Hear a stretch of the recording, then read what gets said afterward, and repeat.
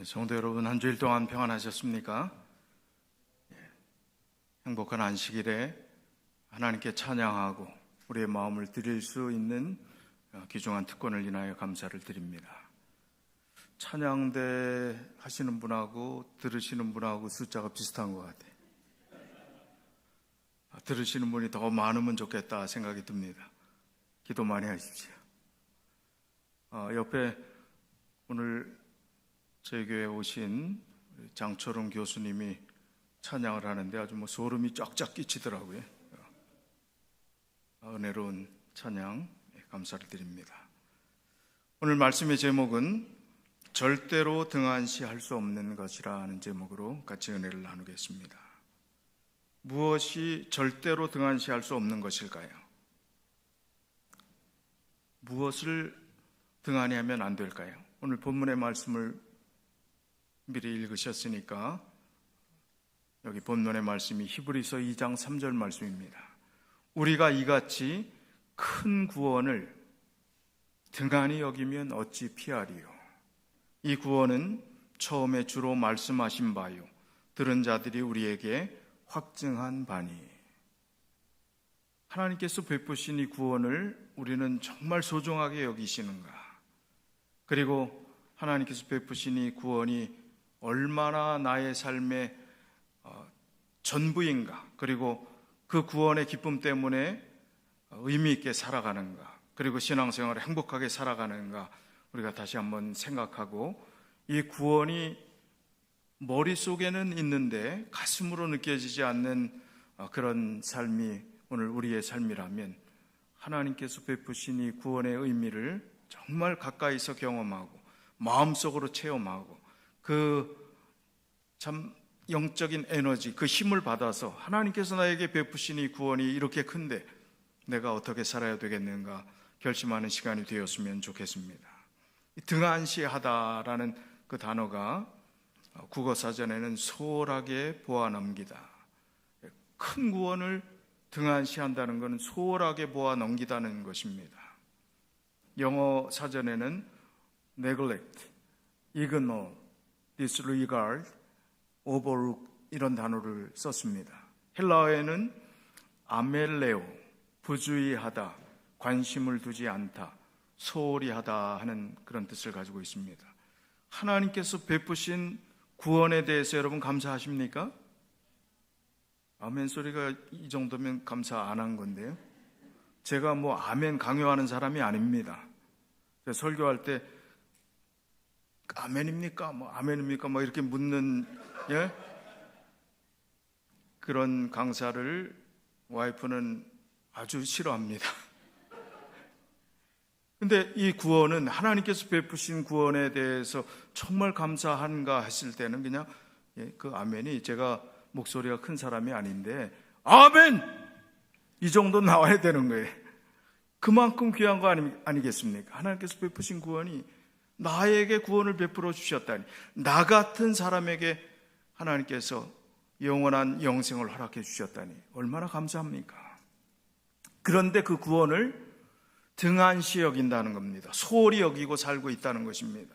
그렇게 귀중한 것인데, 본교 성경 주석 13권 488쪽에 이 경고는 어느 시대에든 적용할 수 있다.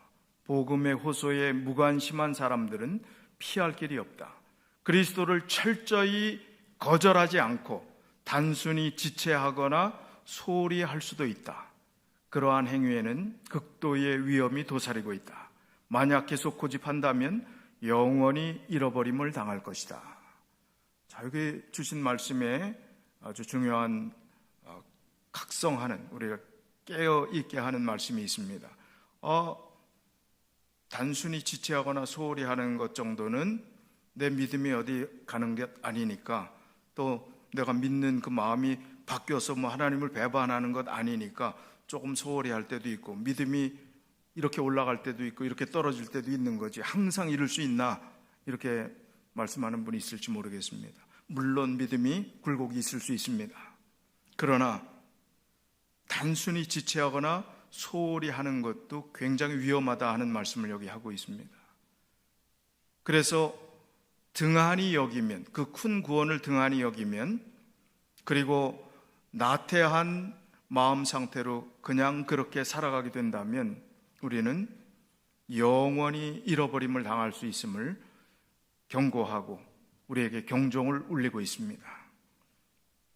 믿음의 정의를 히브리서 11장 1절에 이렇게 말합니다. 믿음은 바라는 것들의 실상이요 보지 못하는 것의 증거니. 우리가 너무나 많이 들은 말씀이죠. 쉬운 성경에는 믿음은 우리가 바라는 것들에 대해서 확신하는 것입니다. 또한 보이지는 않지만 그것이 사실임을 아는 것입니다. 자, 우리가 믿는 것이 보이는 것입니까? 지금 붙잡고 또 영적으로 살아가는 그 모든 것이 눈에 보이는 것입니까? 보이는 것은 현실이에요. 보이는 것은 먹고 사는 일입니다. 보이는 것은 내가 좋아하는 기호와 취미가 될 수 있습니다.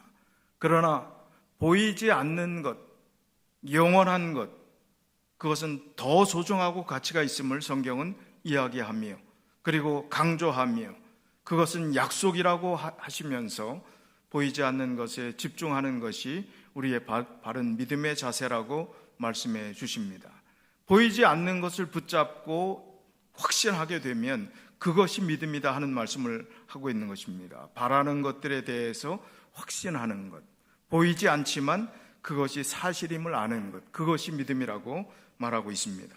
자, 보이는 것과 보이지 않는 것에 대해서 성경은 여러 차례 보이지 않는 것에 대해서 말하고 있습니다. 로마서 8장 24절 25절에 우리가 소망으로 구원을 얻었으며 믿음으로 구원 얻었다는 단어들은, 그런 성경 구절은 많이 있지만 소망으로 구원을 얻었다는 아주 특이한 표현은 여기에 한 구절 나옵니다. 소망으로 구원을 얻었다. 보이는 소망이 소망이 아니니 보는 것을 누가 바라리요. 만일 우리가 보지 못하는 것을 바라면 참음으로 기다릴지니라. 보이지 않지만 그러나 하나님의 세계, 또 하나님이 베푸신 구원, 그 하나님이 우리에게 알려주신 하나님의 그 소중한 계획과 약속들은 너무나 소중한 것임을, 그래서 그것을 붙잡고 살아가는 것이 소망이고 그것을 이해하고 살아가는 것이 신앙의 과정이고 그것을 배우는 과정이 우리가 매일 교회에 오는 이유이기도 합니다.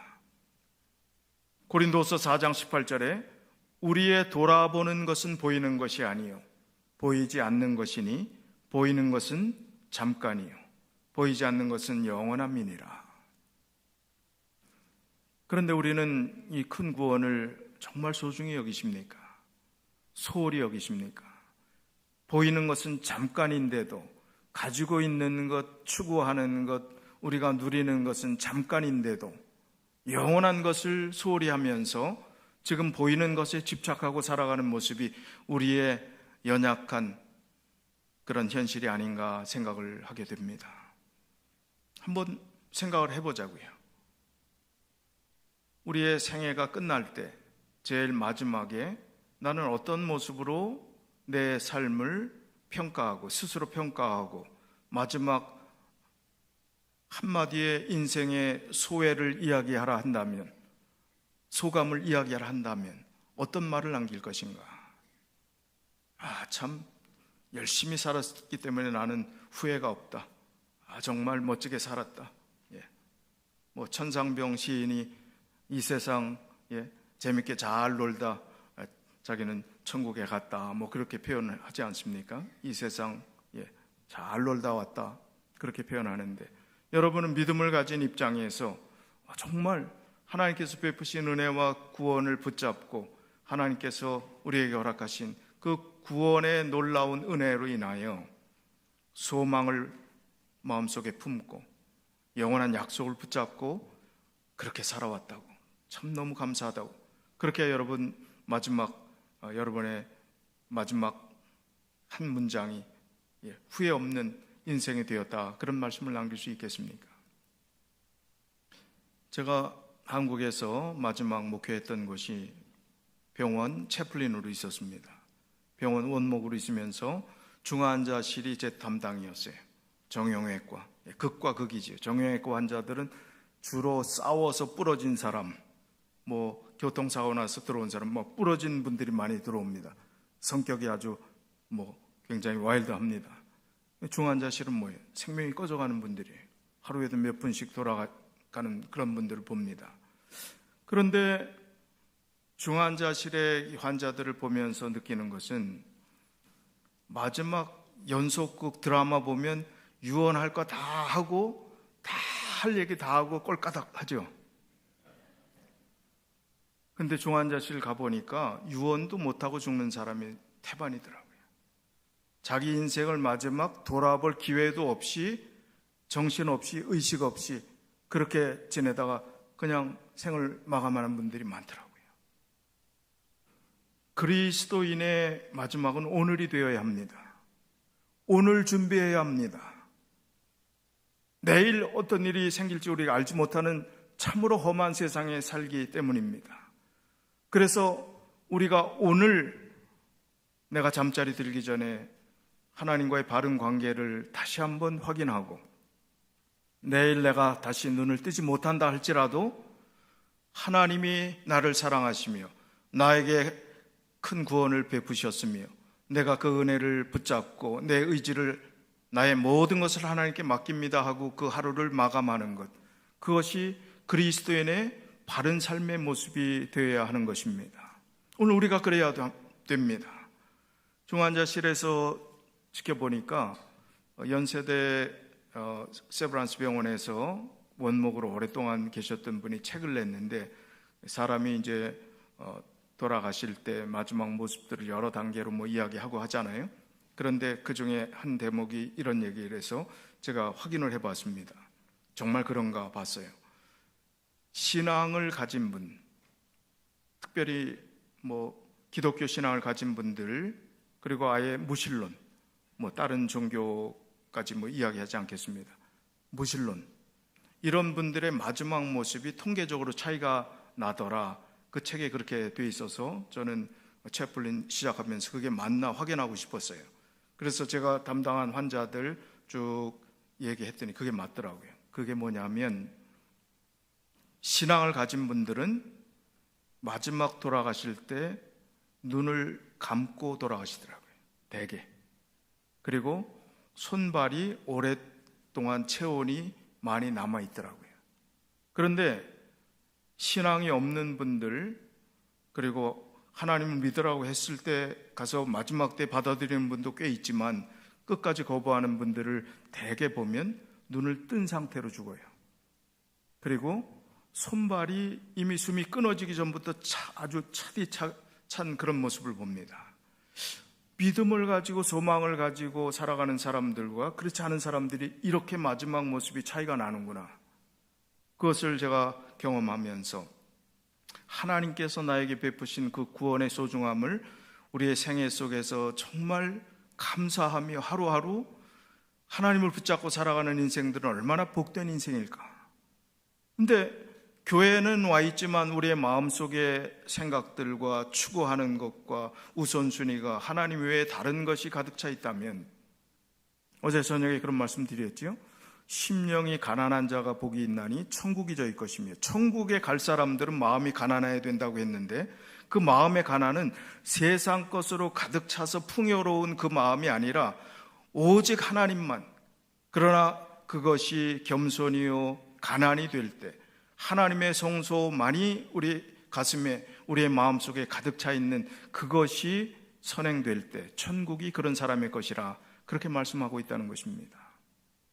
그래서 우리는 하나님께서 베푸신 이 구원을 가슴에 품고 날마다 그 은혜를 감사하며 살아야 합니다. 보이지 않는 것이지만 보는 것처럼, 붙잡는 것처럼, 그리고 그 은혜를 체험하는 그런 삶을 하루하루 살아가야 하는 것입니다.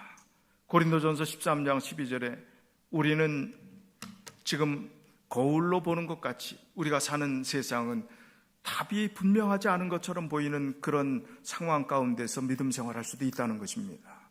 풀리지 않는 문제가 있을 수도 있다는 겁니다. 믿음 안에서 열심히 살았는데 왜 하나님 나에게 이런 시련을 주십니까? 왜 이런 슬픔을 우리 가정에 허락하십니까? 왜 하는 것마다 안 됩니까? 여러 가지 희미하게 보이는, 옛날 그 거울은 지금처럼 밝은 거울이 아니었죠. 청동 거울, 그 시대에 썼던 말씀이니까 이 거울이 희미했어요. 우리가 이제는 거울로 보는 것 같이 희미하나 그때에는 얼굴과 얼굴을 대하여 볼 것이요. 이제는 내가 부분적으로 아나 그때에는 주께서 나를 아신 것 같이 내가 온전히 알리라.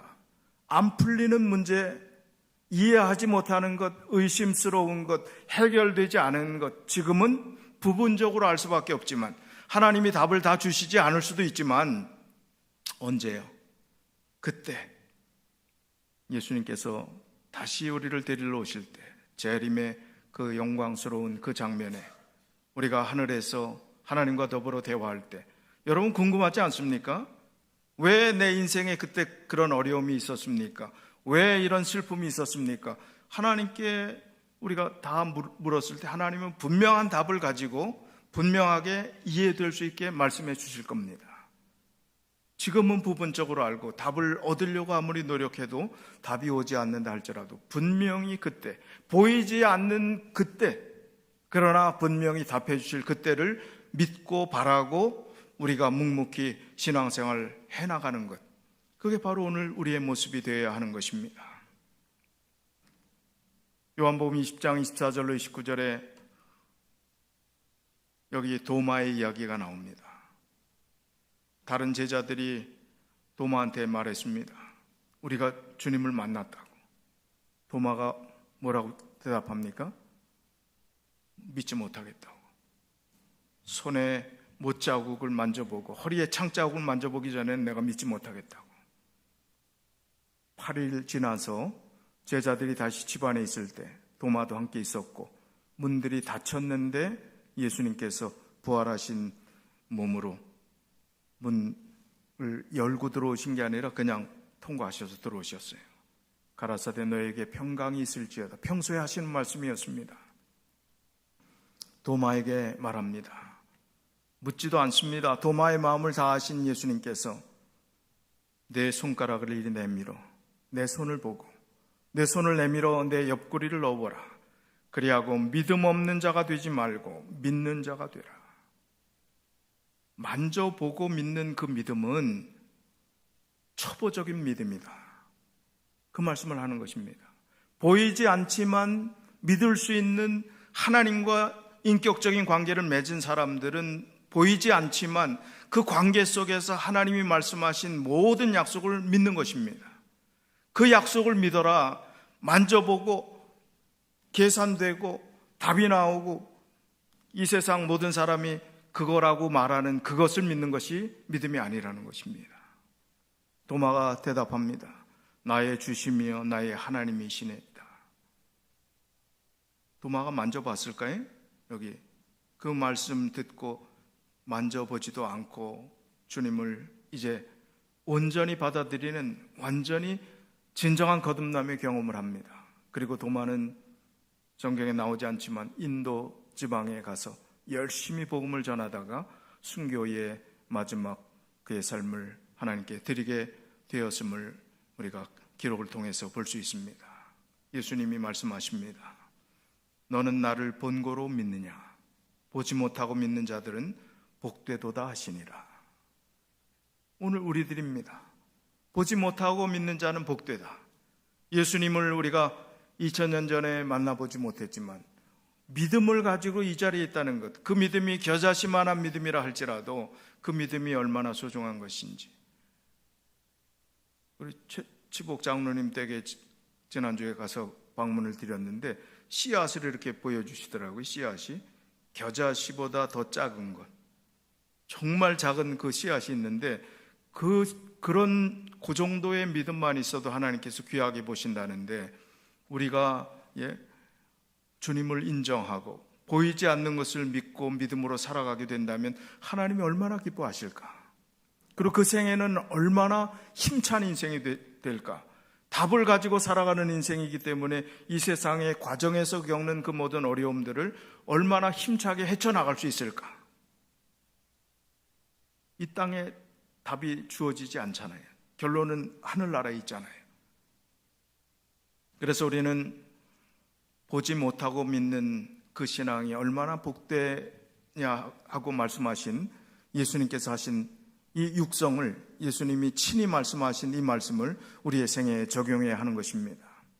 히브리서 11장 7절에 보니까 믿음으로 노아는 아직 보지 못하는 일에 경고하심을 받아 경외함으로 방주를 예비하여 그 집을 구원하였으니 이로 말미암아 세상을 정죄하고 믿음을 쫓는 의의 후사가 되었느니라. 여러분 입장에서 노아가 됐고 하나님이 노아에게 명령하셨던 그 명령을 내가 받았다고 한다면 여러분 어떤 마음을 가지시겠습니까? 이 세상을 이제 멸망시킬 건데, 물로 멸망시킬 건데 그 배를 어디에다 지으라고요? 바다가 아니라 산에다 지으라고요. 노아가 120년 동안 외쳤을 때, 산에서 방주를 지으면서 외쳤을 때 그것을 믿을 만한 것이었습니까? 믿을 상황이었습니까? 말이 되는 이야기였습니까? 상식적인 이야기였습니까? 아니에요. 말도 안 되는 미치광이 노인의 치매에 걸린 노인인가, 뭐가 잘못된 그런 마음을 갖기에 너무나 황당한 그런 상황들을 믿으라고 하는 것입니다. 오늘 믿음의 눈으로 바라보지 않으면 성경의 모든 내용들이 가장 황당하고 말도 안 되는 이야기처럼 들릴지 모르겠습니다. 그러나 하나님의 말씀이 믿음의 사람들이 그렇게 살았기 때문에, 그렇게 살았던 증거들이 있기 때문에 오늘 그 믿음의 선배들이 그토록 생명을 버리면서까지 순교의 자리에까지 기꺼이 나가면서까지 붙잡았던 그 하나님의 말씀과 약속을 우리도 믿는 것입니다. 그 약속과 그 믿음이 노아가 가졌던 보이지 않는 것, 앞에 펼쳐지고 답이 없었던 것처럼 보이는 그 믿음인 것입니다. 아브라함이 갈 바를 알지 못하고 나갔던 그 순종하는 믿음이 그 믿음인 것입니다. 오늘 동일하게 하나님께서 우리에게 삶의 도전을 허락해 주십니다. 우리도 갈 길을 알지 못하고 선택해야 될 그런 상황들이 있을 때 믿음의 조상들을 성경에 허락해 주시고 그 약속들을 기록해 놓으신 것은 분명하다, 입증을 해 주시는 겁니다. 그 약속을 따라서 너희도 그렇게 살면 그들이 겪었던 그런 은혜를, 또 그런 해답을 얻고 살게 될 것이다, 그렇게 말씀하는 것입니다. 그 답이 이 땅에서 다 풀리지 않는다 할지라도 정말 믿음으로 살았던 그 사람들을 보면 그 사람들이 바보들이었습니까? 왜 재산 다 뺏기고 예수 믿는 이유 때문에 투옥되고 불이익당하고 심지어는 불에 태워 죽임을 당하는 그 일들을 왜 마다하지 않고 기쁨으로, 영광으로 생각하며 그 길을 걸어갔겠습니까? 뭐가 있길래, 뭘 생명까지 버릴 만큼 중요한 가치가 있다고 그렇게 했겠습니까?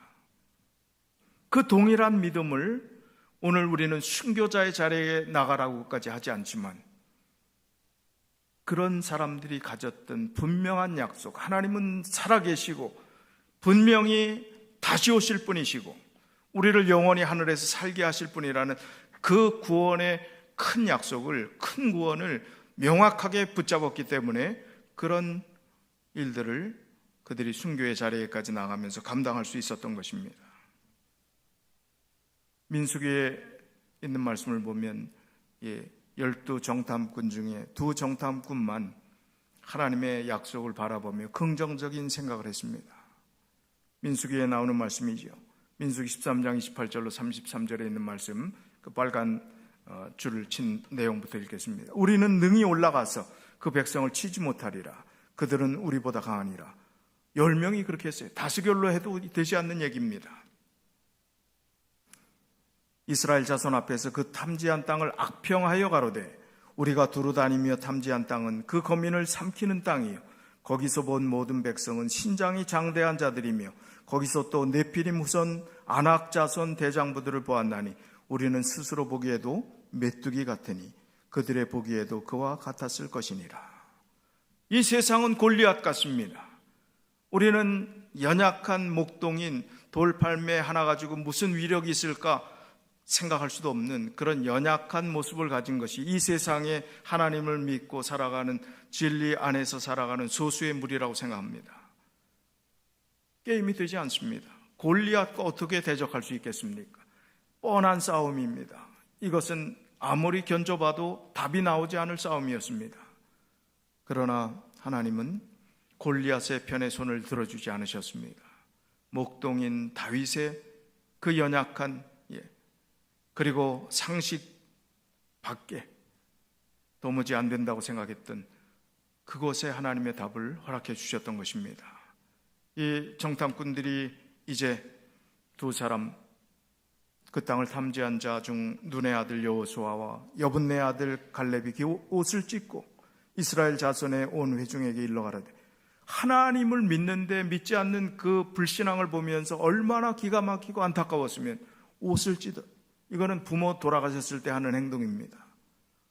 얼마나 대다수의 사람들이, 그 많은 사람들이 하나님을 반역하고 불평하고 믿지 않고 불신했을 때 얼마나 답답했겠습니까? 옷을 찢었어요. 우리가 두루 다니며 탐지한 땅은 심히 아름다운 땅이라. 여호와께서 우리를 기뻐하시면 우리를 그 땅으로 인도하여 들이시고 그 땅을 우리에게 주시리라. 이는 과연 젖과 꿀이 흐르는 땅이니라. 오직 여호와를 거역하지 말라. 또 그 땅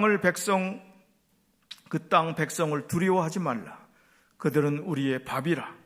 그들의 보호자는 그들에게서 떠났고 여호와는 우리와 함께 하시느니라. 그들을 두려워 말라. 오늘 갈렙과 여호수아의 믿음이 우리의 믿음이 되어야 합니다. 이 세상이 엄습하여 우리에게 모든 것을 하지 못하게 만드는 것처럼 보인다 할지라도, 그러나 여호와를 거역하지 말라고요. 왜냐하면 주님께서 우리를 기뻐하시면 우리가 하나님 안에서 바른 믿음을 가지고 주님 의지하겠습니다, 지금 상황을 보지 않고 보이지 않는 것에 제 마음을 두겠습니다 하는 그 마음을 주님께서 기쁘게 보시면 역사를 허락해 주신다는 것입니다. 오늘 달라스 폴트로스 교회의 부흥을 기대하십니까? 이 부흥은 우리가 그렇게 믿고 주님을 의지하고 주님이 기뻐하시면 하실 수 있습니다라는 마음의 자세로 나가게 된다면 하나님께서 허락해 주시리라고 믿습니다. 이 교회는 여러분 인생 살해하다가 스쳐 지나가는 교회 중에 하나입니까? 교회를 사랑하는 것과 내 신앙하는 것과는 별개입니까? 하나예요, 하나. 난 여러 교회 중에 살다가 또 이사 갈 수도 있고 이렇게 저렇게 여기까지 오게 됐는데 천만에요. 내가 있는 지금 이곳이 하나님을 가장 잘 섬길 수 있는 가장 축복의 장소가 되어야 합니다. 그리고 나에게 주신 기회의 시간이 되어야 합니다. 이 시간에 내가 하나님께 정말 이 교회를 통해서 하나님께 주시는 놀라운 은혜를 체험하고 내가 하나님을 위해서 할 수 있는 일이 무엇인가, 그 외에 많은 일이 있지만 이 교회를 내가 몸담고 내가 하나님의 거룩한 성일이라 하는 이 안식일을 구별하여 이곳에 내가 발걸음을 옮기는 그 이유에 대해서 고민하셔야 합니다. 우리 모두가 각자의 사람들이 나는 손님 같은 존재인데, 나는 여기 온 지 얼마 안 됐는데, 천만의 말씀입니다. 우리가 주님이 기뻐하시면 하나님의 일을 체험할 수 있음을 우리가 가슴 깊이 새기고 주님께서 주시는 놀라운 은혜를 같이 경험하는, 체험하는, 우리가 더불어 이 교회가 하나님이 부어주시는 부흥을 목도하는 그런 믿음의 삶이 우리의 삶이 되시기를 간절히 바랍니다. 아주 오래전의 일입니다. 1890년대의 일입니다. 어느 유대인이 뉴욕에 있는 한 은행에 돈을 빌리기 위해서 들어갔습니다. 누가 보아도 이 유대인은 매우 부자인 것처럼 보였습니다. 한눈에 봐도 고급 양복을 입고 있었고 구두나 시계, 넥타이도 모두 명품이었습니다. AI로 제가 만들었는데 그럴듯합니까? 은행 직원에게 가서 이제 돈을 빌리고 싶다고 얘기했습니다. 얼마나 빌리고 싶습니까? 이렇게 물었어요. 은행 직원이. 최소한 은행 직원은 그 당시 1890년이라는 것을 생각하고 물가 가치를 생각하지, 최소한 10만 달러 이상은 아마 빌리려고 할 것이라고 어림짐작을 했습니다. 하지만 그 대답은 의외였습니다. $1를 빌리고 싶다고 그랬어요. 이 부자가. 깜짝 놀란 은행 직원은 떨리는 목소리로 예? 지금 제가 잘못 들은 거 아닌가요? 일부를 말씀하신 건 맞습니까? 되물었습니다. 자기 귀를 은행 직원은 의심했지만 그 유대인 부자는 정확하다고, 일부를 내가 빌리려고 한다고. 은행 직원은 마음을 추스리고 이렇게 말했습니다. 예, $1 빌려드리겠습니다. 하지만 은행 규정상 우리는 대출을 하는 모든 분들에게 액수와 상관없이 담보가 필요합니다. 맡길 물건이나 가치가 있는 그 담보물을 주셔야 합니다. 그러자 유대인이 가방에서 들고 온 여러 한무대 개의 종이 쪽지를 꺼냅니다. 그것은 전부 주식, 채권 이런 것이었습니다. 합산해 보니까 그 가치가 50만 불 정도 되는 것이라고 그랬습니다. 얼마를 빌리려고요? $1를 빌리려고 50만 불의 담보물을 제시하는 것입니다. 은행 직원은 놀랐지만 규정에 의해서 그 50만 불의 가치의 담보물을 받게 되었습니다.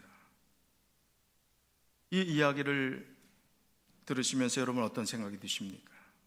이 유대인이 약간 정신 나간 사람처럼 보입니까? 지혜로운 사람처럼 보입니까? 그 담보물 50만 불 이상 되는 그 가치를 자기 집에 놔두니까 잠을 못 자. 이 사람이 도둑이 많던 시대, 강도도 때강도로 그렇게 있는 그 시대에서 그거를 집에 놔두고 아무리 좋은 금고를 해도 이게 불안한 겁니다. 그러나 만약에 잃어버려도, 은행에서 잃어버리면 그 은행이 책임을 져야 되니까 은행에 갖다 맡기면 제일 안전하겠다. 그렇지만 내 돈 드리고 싶진 않다. 그래서 머리를 쓴 게 뭐예요? 그 룰을 잘 아는, 그 규정을 잘 아는 그런 사람이 가서 일부를 맡기고 일부를 빌리고 50만 불의 가치 있는 그것을 안전 금고에다가 예치를 하고 그 다음부터 발 뻗고 잘 편하게 자는 것입니다. 너무 지독하지요?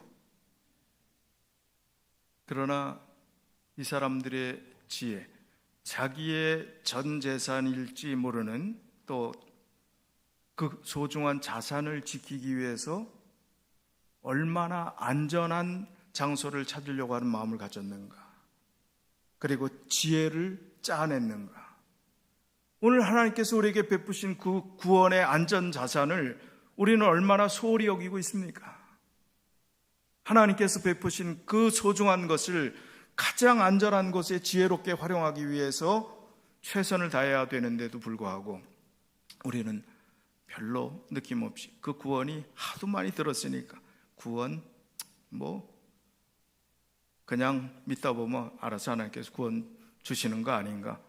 또 어떤 분은요, 나는 자존심이 있지, 그러면서 구원 받으려고 난 교회 나가는 사람들 나 이해를 못해. 구원은 구걸하는 게 아니야. 이러면서 아주 큰 소리 치는 분이 있어요. 아니, 구원을 어떻게 그렇게 생각을 합니까? 뭔 거기에 자존심이 있어요? 믿는데 무슨 자존심이 있어요? 하나님이 베풀어 주신 구원이 얼마나 큰데. 제가 군대 생활을 좀 군기가 센 데서 했어요. 맹호부대에서 했습니다. 월남간 맹호부대. 근데 이 군대 가서 제가 있을 때는 대학에서 교련 훈련을 하면 3개월 면제를 해줘서 많이 줄어갖고 30개월 할 때 27개월을 했습니다. 면제, 현역 병장으로 제대했어요. 근데 군대 가서 이 세상에 욕이란 욕은 다 들어봤어요. 그것도 각 지방별로. 근데 그 27개월 들었던 그 욕이요, 지금까지도 생각이 나는 거예요. 이 악의 영향력이라는 게. 근데 오늘 설교 시간에 예화로 들지 어떻게 알았겠어요? 군대 이제 고참들이 그 밑에 하급자들한테 주로 잘 하는 얘기가, 야, 까라면 까. 뭔 말이 많어? 까라면 까. 그 욕은 아닌 것 같지만 그래도 욕 비슷한 얘기. 하라면 하지 무슨 잔소리가 많냐는 거예요. 하나님께서 우리에게 베푸신 구원을 생각하면 하나님이 고참 선임은 아니지만 답답한 마음을 가진 심정으로 하나님이 구원을 베풀어 주셨는데 까라무까지 뭐가 말이 많어. 지난번에 뭐라고 그랬어요? 입 닥치고 예수. 그 비슷한 맥락입니다. 오늘 우리의 삶 가운데서 하나님께서 베풀어 주신 이 구원이 얼마나 소중한 것인지 우리가 다시 한번 깊이 생각해야 합니다. 히브리서 11장은 믿음의 우등생의 명부들이 이름 리스트들이 나오지요. 거기 히브리서 11장 13절에 이 사람들은 다 믿음을 따라 죽었으며, 거기 나온 사람들이 다 믿음을 따라 죽었다는 거예요. 약속을 받았다고요? 받지 못하였다고요? 받지 못했어요. 하늘나라 예수님 오실 때, 재림하실 때 이루어질 완성을 이야기하는 것입니다. 약속을 받지 못하였을 때 그것들을 멀리서 보고 환영하며, 보이지 않았지만 그것을 멀리서 보고 환영하며, 또 땅에서는 외국인과 나그네로라 증거하였으니, 외국인과 나그네라는 건 정착하지 못했다는 거예요. 불이익당했다는 것입니다. 어렵게 예수 믿는 것 때문에 고통도 당했다는 이야기입니다. 그런데 이 사람들은 지금 5가지 특징이 나옵니다. 오늘 우리가 이 특징을 가져야 된다는 게, 다 믿음을 따라 죽었다. 우리가 살아서 예수님 맞이하면 얼마나 좋겠습니까? 많은 재림이 지체된다면 우리는 죽을 수밖에 없는 존재입니다. 그러나 믿음을 따라 죽었다는 게, 이게 중요한 것입니다. 두 번째, 이 땅에서 누리지 못해도 괜찮습니다. 원칙과 하나님의 약속을 어기면서까지 누리는 것, 그거 하나님께 거룩한 산제사를 우리의 삶으로 드리지 못하는 것입니다. 약속을 받지 못하는 것, 그러나 하나님의 말씀을 순종하는, 그게 더 중요한 것입니다. 세 번째는 그것을 멀리서 보았습니다. 현실이 아닌 것처럼 보았습니다. 그러나 믿었습니다. 환영했다는 거예요. 소망으로 하나님께서 베푸신 구원을 마음속에 감사함으로 받아들였다는 거예요. 이 땅에서 외국인과 나그네처럼 그렇게 살았다는 것입니다. 그러나 하나님께서 그렇게 살았지만 믿음을 가지고 살아간 그 사람들을 그렇게 소중히 여기시고 귀하게 보셨다는 것입니다. 영국이 낳은 아주 세기의 설교자인 찰스 스퍼전 목사님이 어떻게 회심했는가, 그 경험을 그의 책에 기록하고 있는데, 저는 보고 이렇게 평범한 성경 구절을 보고 마음에 와닿았나? 그 성경 구절이 뭐냐면 이사야 53장 12절을 읽다가 회개하고 회심의 경험을 했습니다. 그 성경 구절은 그렇게 감동받을 만한 성경 구절이 아닌 것처럼 보입니다. 이사야 45장 12절, 그것을 읽다가 회심의 경험을 했어요. 그 내용이 뭐예요? 내가 땅을 만들고 그 위에 사람을 창조하였으며 내가 친손으로, 내가 손으로 하늘을 펴고 그 만상을 명하였노라, 이 말씀이었습니다. 이 말씀을 보고 하나님이 창조자이시며 우리를 끝까지 인도할 분이시며 책임져 주실 분이시며, 하나님이 이 인생뿐만 아니라 우주 주인이심을 그가 받아들이고 그가 회심의 경험을 한 것입니다. 오늘 하나님이 이 세상을 지으셨다면, 우주의 주관자시라면, 우리의 일거수일투족도 다 살펴보시는 분이라면, 우리의 눈동자처럼 하나님이 우리를 사랑하시는 분이시고 우리 곁에 계시고 우리를 가까이 지켜보시는 분이라면, 라틴어로 코람데오, 하나님 목전에서, 하나님 눈앞에서 살아가는 것처럼 그렇게 살아가는 마음을 갖는다면, 하나님이 베푸신 구원, 그 구원 때문에 하라면 해야지요. 까라면 까야지요. 무슨 이유가 많습니까? 무슨 핑계가 많습니까? 무슨 변명이 많겠습니까? 로마서 13장 11절에 이제 정신 차리라는 얘기입니다.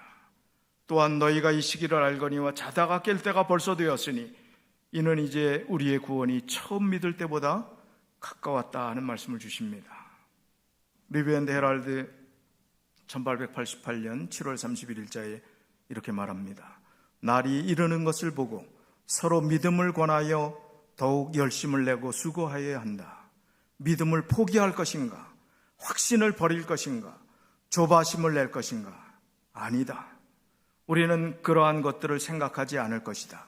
우리의 구원이 가까이 이른 것에 머리를 들고 기뻐하자. 그것은 우리가 처음 믿었을 때보다 더 가까웠다. 용기와 믿음으로 채워져 끈기 있게 기다리지 않을 것인가? 최후의 심판의 날에 서도록 사람들을 준비시키지 않을 것인가?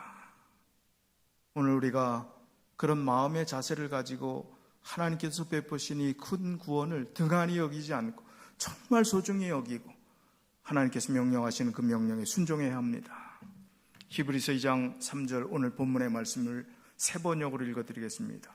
하물며 우리가 이렇게도 귀중한 구원을 소홀히 하고서야 어떻게 그 가품을 피할 수 있겠습니까? 우리가 이렇게도 귀중한 구원을 소홀히 여기고 어떻게 예수님을 대면할 면목이 있겠습니까? 그럴 낯짝이 있겠습니까? 하는 그 말씀입니다. 하나님이 베풀어 주신 이 놀라운 구원으로 인하여 우리가 정말 감사하고 정말 최선을 다해서 하나님을 기쁘게 하는 복된 삶을 사시는 저와 여러분이 되시길 바라면서 말씀을 드리겠습니다.